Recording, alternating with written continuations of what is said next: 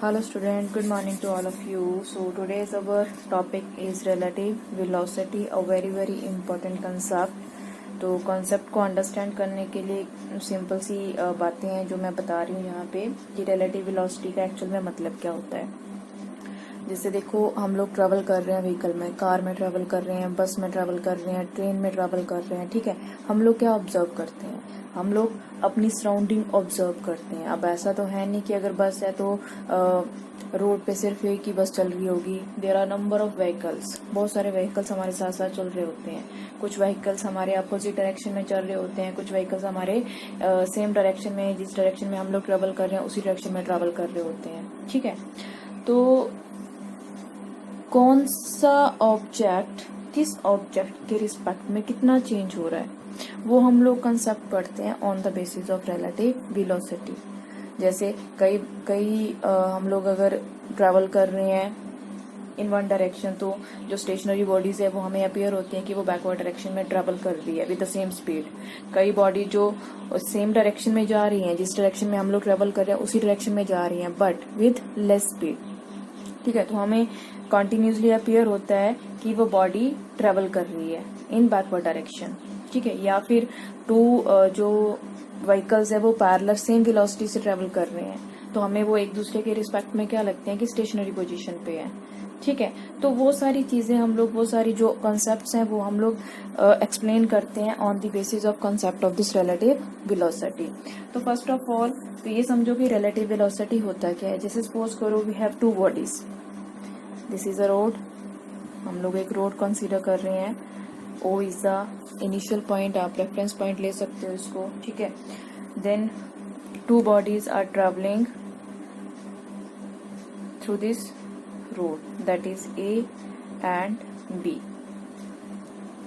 Number of bodies हो सकती हैं but to understand we consider the two bodies continuously travel कर रही हैं from one point to another point, ठीक है। अब relative velocity क्या है? देखो, A बॉडी अपनी पोजीशन चेंज कर रही है with respect to B, B body अपनी पोजीशन चेंज कर रही है विद रिस्पेक्ट टू A, ठीक है। कंपैरिजन में A B के कंपैरिजन में अपनी पोजीशन चेंज कर रही है, B A के कंपैरिजन में अपनी पोजीशन चेंज कर रही है। उसको हम लोग क्या बोलते हैं? वो किस रेट से पोजीशन चेंज कर रही है, that is called relative velocity. तो हम लोग रिलेटिव वेलोसिटी A की भी स्टडी कर सकते हैं, रिलेटिव वेलोसिटी B की भी स्टडी कर सकते हैं। रिलेटिव वेलोसिटी ऑफ A क्या होगा? The change in position of A with respect to B। Relative velocity of B क्या होगा? The change in position of body B with respect to body A, that is the relative velocity. मतलब एक body को दूसरी body के with respect to हम लोगों ने स्टडी करना, उसकी पोजीशन को स्टडी करना, उसकी वेलोसिटी को स्टडी करना है, that is called the relative velocity. So now consider two bodies A and B travels with a velocity v1 and v2 at time t is equal to 0. Let the position of this A is x01 and position of this B body is x02। इसे represent कर रहे हैं हम लोग। उसके बाद bodies continuously travel कर रही हैं after time t। Suppose at time t, this is the position of object A traveling with velocity v1, this is the position of object B traveling with velocity v2. Let their position is x1 and position of B is x2, ठीक है। अब देखो, आप लोगों को displacement पता है, x01 क्या है यहाँ पे? दिस इज द डिस्टेंस या displacement of body A at time t is equal to 0. x02 is the displacement of body B at time t is equal to 0, and x1 x2 is the position of object A and B at time t is equal to t. Now for object A, velocity हमने क्या suppose किया? v1। v1 is velocity क्या होता है? Displacement over time. अब यहाँ पे displacement क्या आएगी, ठीक है। x, अगर हम लोग बॉडी A के लिए ले रहे हैं तो बॉडी A का जो टाइम t पे पोजीशन है वो क्या उसकी x1, और टाइम t नोट पे पोजीशन क्या है उसकी x01। तो यहाँ से डिस्प्लेसमेंट क्या आ जाएगी बॉडी की?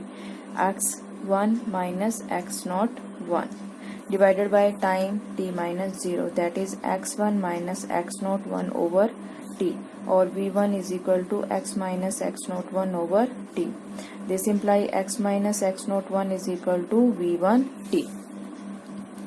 That is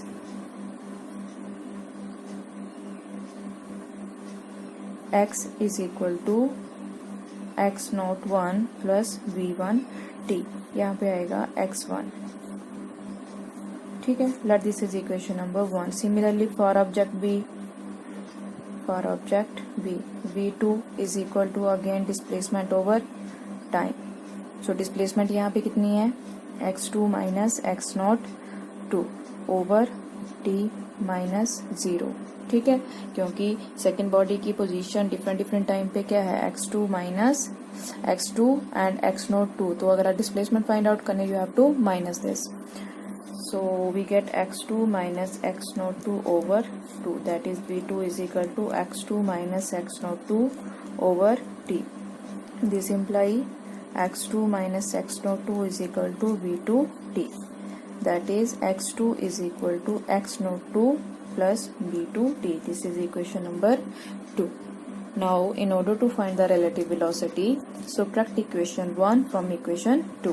We get left hand side में से left hand side को माइनस कर दो और right hand side में से right hand side को. So v2 minus this is x2, this x2 minus x1 is equal to x02 minus x01. ठीक है, and plus v2 minus v1 into t, दोनों वैल्यूज को सब्ट्रैक्ट करना है. Okay, so now let x2 minus x1 is equal to x02 minus x01 is equal to x0. This is the relative displacement of object b with respect to a at time t is equal to t, and this is the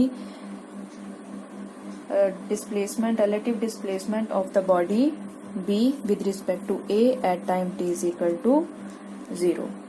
ठीक है, so now put these values in equation number 3. We get x is equal to x0 plus v2 minus v1 into t, that is x minus x0 is equal to v2 minus v1 into t, और v2 minus v1 is equal to x minus x0 over t. So this is the relative velocity of v with respect to a. अगर relative velocity of a with respect to v निकालना, that is v1 minus v2. ठीक है, so this is the expression for relative velocity. और उसके बाद हम लोग special cases discuss करेंगे. फर्स्ट केस है हमारे पास. इसके बाद नेक्स्ट देखो बेटा, स्पेशल केसेस हैं. स्पेशल केसेस में first one is when two objects move with equal velocities, that means v1 is equal to v2, that means v2 minus v1 is equal to 0 लिख सकते हैं हम लोग. So from equation number 4 0 is equal to क्या आ जाएगा, x minus x0 over t, that is x minus x0 is equal to 0. So x is equal to x0. So इसका मतलब क्या है कि जो रिलेटिव डिस्प्लेसमेंट है दोनों ऑब्जेक्ट्स की जो रिलेटिव डिस्प्लेसमेंट है वो हर एक पॉइंट पे क्या रहेगी, same through out the journey. ठीक है, जितनी भी वो डिस्टेंस ट्रेवल करेंगे वो दोनों एक दूसरे के क्या करेंगे, पैरेलल ही मूव करेंगे. सो अगर हम लोग डिस्प्लेसमेंट या पोजीशन टाइम ग्राफ लोड करेंगे for this case, so this is for object A, for object B, और ये ग्राफ क्या शो कर रहा है कि उनके बीच की जो डिस्टेंस है through out the there motion that remains same. इसके बाद सेकेंड केस है इसका, when the two objects move with different velocities. इसके दो सब केसेस है. फर्स्ट सब केस में when v1 is greater than v2. ठीक है, v1 is greater than v2, it mean to say that v2 minus v1, ये जो पूरी टर्म है that is less than 1, क्योंकि जो लार्ज टर्म के साथ साइन होता है भाई हमारा रिजल्ट के साथ आएगा, that is negative. So this is less than negative, मतलब 1 से लेस ही होगा ना. So we can write v2 minus v1 less than 1, that means x minus x0 is less than 1. That means कि जो उनके बीच की सेपरेशन है वो कंटिन्यूसली क्या होगी, डिक्रीज. यहाँ पे ग्राफ से भी शो किया हुआ है कि पहले वो ट्रेवल कर रही है विद सर्टेन डिस्टेंस, उसके बाद जो बॉडी हाई वेलोसिटी से ट्रेवल कर रही है वो जो कम वेलोसिटी से बॉडी ट्रेवल कर रही है उसको अप्रोच करेगी. एक पॉइंट पे दोनों बॉडीज मीट करेंगे और उसके बाद वो उसको क्रॉस करके आगे निकल जाएगी. ठीक है, so next one is when v2 is greater than v1. v2 is greater than v1, इसका मतलब है ये रिजल्ट क्या आएगा हमारा positive, greater than 1. That means x minus x not is greater than 1. If x minus x not is greater than 1, इसका मतलब क्या है कि दोनों बॉडीज की जो सेपरेशन है वो कॉन्टिन्यूसली क्या होगी, इंक्रीज.